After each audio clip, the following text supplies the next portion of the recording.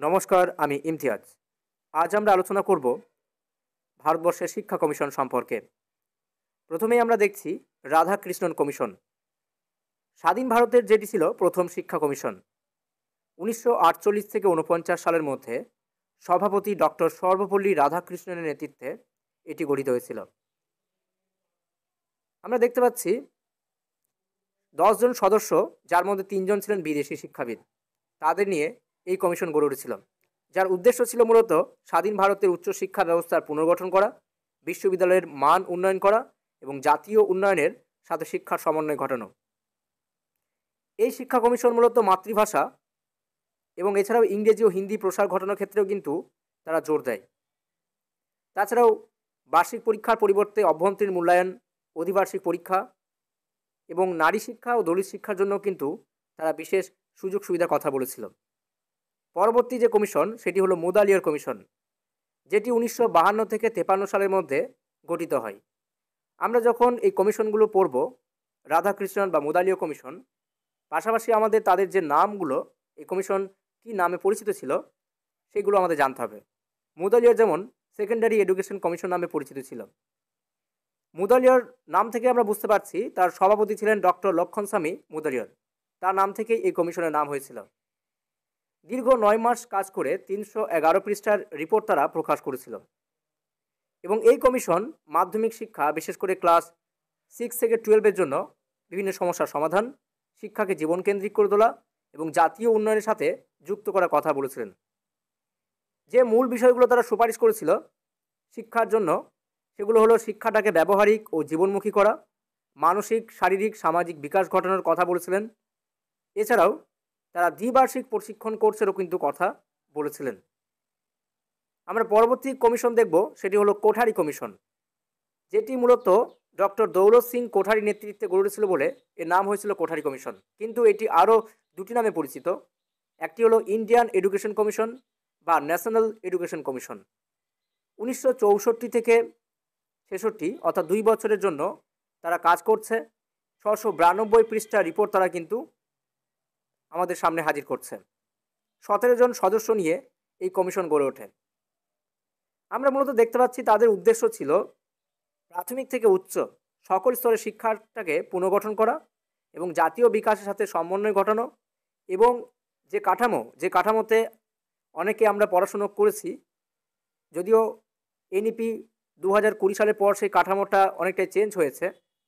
আমরা দেখেছি যে 2020 আগে পর্যন্ত আমরা 10+2+3 এই কাঠামোয় কিন্তু আমরা পড়াশুনো কিন্তু করেছি। অর্থাৎ 10 বছরের জন্য আমরা প্রথমে মাধ্যমিক, 2 বছর উচ্চ মাধ্যমিক এবং 3 বছর আমরা স্নাতক স্তরে পড়ছি। সেই শিক্ষা কাঠামোর এই ধাপটা আমাদেরকে দেখে নিতে হবে যে 10+2+3 ফর্মুলা জিনিসটা কী।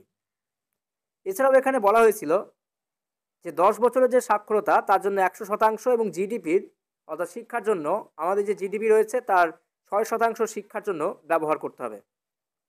তারা পাঠ্যক্রমের উপর জোর দিয়েছিল এবং শিক্ষককে বিশেষ করে মর্যাদা বৃদ্ধি এবং প্রশিক্ষণের কথা তারা কিন্তু বলেছিলেন। এরপর আমরা চলে যাব ন্যাশনাল এডুকেশন পলিসি, যে জাতীয় শিক্ষানীতি 1986-এর। এটা প্রথম প্রকাশ হচ্ছে 1986 সাল। 1968 সালে প্রথমবার এসেছিল, আর এটা হচ্ছে দ্বিতীয়। 1985 চেয়ারম্যান ছিলেন রামামূর্তি কমিটির সুপারিশ ভিত্তিক এটা হয়েছিল।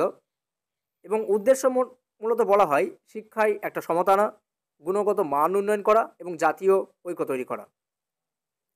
এছাড়াও পাশাপাশি এখানে ভাষানীতির জন্য ত্রিভাষা সূত্রের কথা বলা হয়। ত্রিভাষা কি? প্রত্যেক অঞ্চলে তাদের নিজের মাতৃভাষা।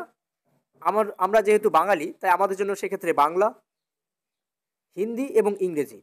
একটি আধুনিক ভাষা হিসাবে ইংরেজিকে গ্রহণ করা হয়েছিল, কারণ এটি একটি আন্তর্জাতিক ভাষা এবং হিন্দি আমাদের যেহেতু ভারতবর্ষের অন্যান্য অঞ্চলের সঙ্গে যোগাযোগ মাধ্যম হিসাবে হিন্দিটাকে গ্রহণ করা হচ্ছে। এছাড়াও উচ্চশিক্ষার জন্য সেখানে মুক্ত বিশ্ববিদ্যালয়ের কথা কিন্তু বলা হয়েছে। যে সমস্ত কর্মসূচি নেওয়া হয়েছিল এই 1986 জাতীয় শিক্ষানীতিতে, তার মধ্যে অন্যতম ছিল অপারেশন ব্ল্যাকবোর্ড, নবোদয় বিদ্যালয় এবং সর্বশিক্ষা। অপারেশন ব্ল্যাকবোর্ড জিনিসটা কি যদি আমরা দেখি, অপারেশন ব্ল্যাকবোর্ডটা হচ্ছে মূলত 1987 সালে এনইপি 1986 সুপারিশে তৈরি হয়েছিল এটি। সেখানে বলা হয়েছিল যে প্রাথমিক যে বিদ্যালয়গুলো রয়েছে তাদের যে দশা এতটাই খারাপ হয়ে গিয়েছে সেগুলোকে দূর করতে হবে এবং সাক্ষরতা বাড়াতে হবে। এবং প্রতি বিদ্যালয়ে আজকে যদি আমরা আমাদের প্রত্যেক গ্রামে বা শহরে যে সমস্ত প্রাথমিক বিদ্যালয়গুলো রয়েছে সেগুলোর দিকে যদি আমরা একটু হলেও যদি তাকাই, তাহলে দেখতে পাবো যে বিভিন্ন রকম আমরা প্রবলেম ফেস করতে পারছি। তো সেই প্রবলেম বা সেই সমস্যার সমাধান ঘটানোর জন্য প্রতি বিদ্যালয়ে 2টি কক্ষ রাখতে হবে, একটি করে ব্ল্যাকবোর্ড থাকবে, একটি করে ম্যাপ থাকবে, প্রয়োজনীয় শিক্ষণ সামগ্রী থাকবে এবং অবশ্যই 2 জন করে শিক্ষক নিয়োগ করতে হবে এবং সেটা অবশ্যই প্রশিক্ষণ প্রাপ্ত হতে হবে। এই ধরনের কথাগুলো কিন্তু এই অপারেশন ব্ল্যাকবোর্ডের জন্য বলা হয়েছিল। সর্বশিক্ষা অভিযান, আমরা যেটা এসএস এর ফুল ফর্ম যদি আপনাকে জিজ্ঞেস করে, তাহলে এসএস এর মানে হলো সর্বশিক্ষা অভিযান, যেটি 2001 সালে প্রকাশ করা হয়েছিল। এর প্রথম এবং প্রধান উদ্দেশ্য সেটি ছিল 6 থেকে 14 বছরের সকল শিশুর অবৈতনিক শিক্ষা নিশ্চিত করা, সমস্ত শিশুকে শিক্ষার আঙিনায় আনা এবং অবশ্যই সেটা ফ্রি, কোনো রকম বেতন ছাড়াই।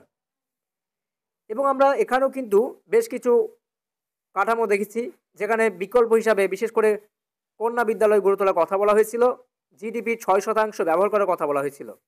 রাইট টু অ্যাক্ট 2009 সালে RTE করা হচ্ছে, অর্থাৎ এর ফুল ফর্ম হচ্ছে কি রাইট টু এডুকেশন, অর্থাৎ শিক্ষা সবার জন্য, শিক্ষা সকলের জন্য।